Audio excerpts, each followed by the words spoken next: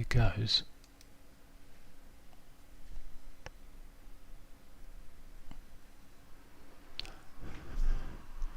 Good morning, welcome to Morning Outlook. This is Kim speaking on Thursday the 26th of October.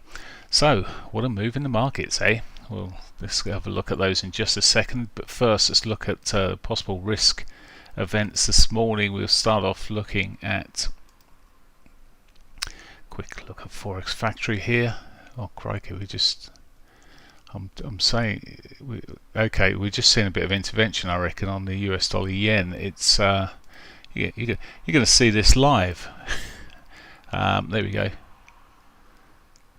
There's nothing I want to be doing with this right now, but there you go. It looks like something's happened there just as we talk. How much of a move was that just then? Whoops. Only 94 pips worth.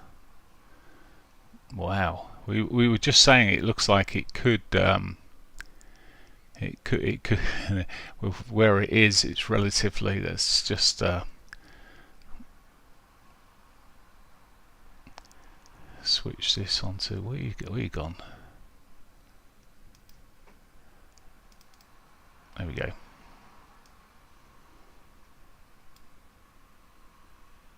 What's going on there? Something's gone really wild on here. Don't know what that's done, but anyway, we've run into these prior highs here. What price did we actually go up to? 150.77. There's an error on this. Oh no, it's me. It's not you, it's me. I've left the line there. That's better. So we just run into the prior. We still haven't actually on here hit those prior highs. Because I'm looking at the wrong chart.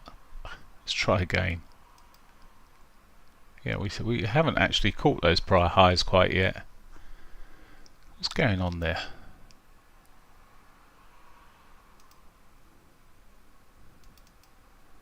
Anyway. That's why I'm keeping out of the yen at the moment. So let's get back to the news. Sorry, I just saw that out of the corner of my eye and I just thought, well, let's have a look at it together. So today, Thursday, we've got the key data coming out, and which could certainly have an impact on the market. It'll be interesting to see what's said. But we've got the main financing rate, so the interest rates coming out for the Eurozone, which is expected to be left pretty much alone. A bit like Canada yesterday. Let me just refresh this. The Canadian data yesterday, or so rate, was left as was. They're still being relatively hawkish on the press conference, but realistically there's few that will expect further interest rate increases because of the damage it's doing to the economies. It certainly is slowing a number of them down. So the euro today, Eurozone, I think they'll tread carefully on this. A surprise will be a shock, and it might be if it was to see a surprise, we could just see a pop and a drop. In other words, the euro flies up on the surprise and then just drops out on the realization they've probably overdone it. Anyway, GDP data then, the US, it's the advanced figure, so there's three figures and it's the advanced that we really want. The advanced preliminary and final, you'll see that's out there. It's the advanced figures, the first look. It's a quarter-on-quarter figure expected to come in at 4.5. Traders will be watching that as well, so that sits right in between the European statement and then followed by the press conference 15 minutes later. So there's also some durable goods, etc. So there's a good chance of some reasonable volatility right the way through that session. FOMC speaker, let's just check what due to deliver opening remarks at economies. Okay. We've seen much of what the FOMC speakers are talking about. They've already all spoken numerous times, but you never know. You might get something change in someone's perspective. But anyway, key things there, as I say, is the ECB meeting, which could react in the market. It's been a bit iffy this morning. Anyway, talking of iffy, let's go and have a look at what's going on here then. So the euro dollar. Let's look at the big picture here. Switch this to a daily. Sorry, I was kicking through, looking at a lot of other things yesterday. So as suspected, that data that we saw and the reaction we saw there on Tuesday, with the US data still being pretty strongish and still showing growth, and the European data still showing contraction of the markets, it's really sort of seen the euro roll back a bit again. It'll be interesting to see what happens later today. There is the risk, but at the moment, technically, this looks like it's breaking out of this ascending channel. On the bigger picture here, it looks like it could continue heading south. I don't have a trade on this at this current stage. It's sitting there quite. Oh, it's down already into its S2. It's probably not that good a trade at the moment. There may be opportunities. Sorry, I'll come back to it. If we get retracements, in fact, the retracement itself, some might try and jump aboard for the run back to the daily pivot. It could occur as we run through the morning, but be quite honest, I'm going to be leaving it alone. The pound, similar sort of breakdown here, continue to be looking weak. 4 hourly wise, lower highs coming through here. We did have a little spike up yesterday afternoon. I say spike up, a little shove up there, only for it to continue in the bigger move. We've done most of this bigger move now. Generally, we'll move and read and look for a 786 movement. There we go. We've done the 786 movement. Now the if you do watch these sort of patterns and trade them as it should be, it should go to a 1-to-1, but 786 is my favoured target. It's just got a higher probability of being hit and works well. But anyway, there we go. That's largely done its move. It's still got some more from that bigger move. We could just then see some more consolidation. We could see consolidation most of this morning as we wait for this data to come out. So the yen, I can't say much more than what we've already seen on that. It's just done that spiky bit of price action. It doesn't seem to be showing so much on the dailies there for some reason. It's just been consolidating for ages, and generally after a consolidation, you see the movement. What's caused? I mean, there was a Japanese speaker a short while ago, but I thought he'd finished. Anyway, there we go. There's the uncertainty in these markets. When you start pushing up to previous highs, traders do get the jitters, and it certainly looks like they've got a bit of jitters going on there. It's probably best kept out of. There will be opportunities, I believe, to short the dollar yen, but not from here is the answer. Looking at the Aussie US dollar then, we've finally broken out those prior lows that's been the support area there. It's only to bounce off the weekly S1 at this stage. It's come back. It's gone beyond the lows there. It's sort of just where it looks like it had its bounce there, then pulled straight back off again. But we'll see what happens beyond that. But it's catching at least a little bounce at this moment. Again, it's hit the S1 daily pivot, could be on target for maybe a sell point into that.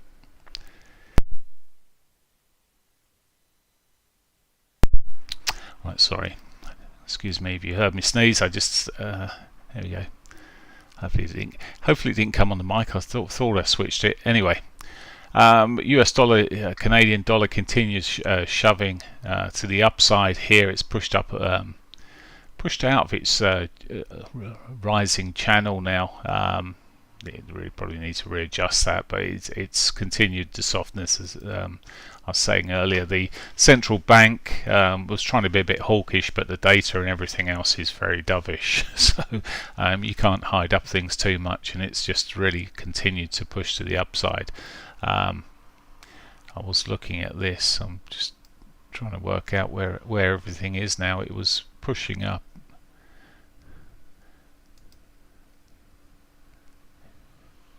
It's seemed to have shuffled out of. Oh, it's a small. It's alright. It's on the shorter time frame. It's the hourly time frame I'd been looking at. And anyway, it's continued its move to the upside for now. Again, not really much from where it comes here unless we see retracements to buy into. New Zealand dollar.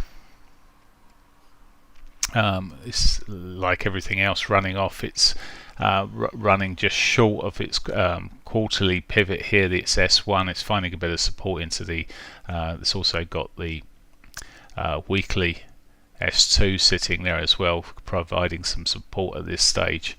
So just overall still looking quite weak, but where this is going to. If it's going to get some more of a kick here, I'm just watching this morning, so I am short on this New Zealand dollar, and it's just really a case of whether I get really aggressive with a stop or just exit it completely. We'll see how it drives through this morning. I wouldn't look to.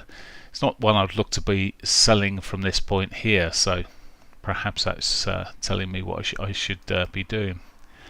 Dollar Swissy continuing to shove up for now, at least. This had been, the Swissy had been the sort of safety net, but it seems like even that's gradually softening. The US dollar strengthening even against the Swissy here at this stage. Well, this could just be a continuation of this original quite solid movement up there. We could just see a continuation of that running up, but at this stage, the short term is just nothing I really want to be doing. How prices have moved overnight. Euro yen, we've just seen a massive spike on this. It doesn't show on the dailies, but I say a massive spike, but it's big enough to spoil a lot of short term patterns going on there. Had been consolidating, looking a bit on the softer side there. Probably triggered a few trades. Okay, I've just seen the comment at which might have caused the reaction there. The Bank of America has said the Bank of Japan may raise its yield curve ceiling to 1.5 next week. There you go, and that's what you get. Right, other pairings that I look at quite a lot here. Euro pound. Euro pound has been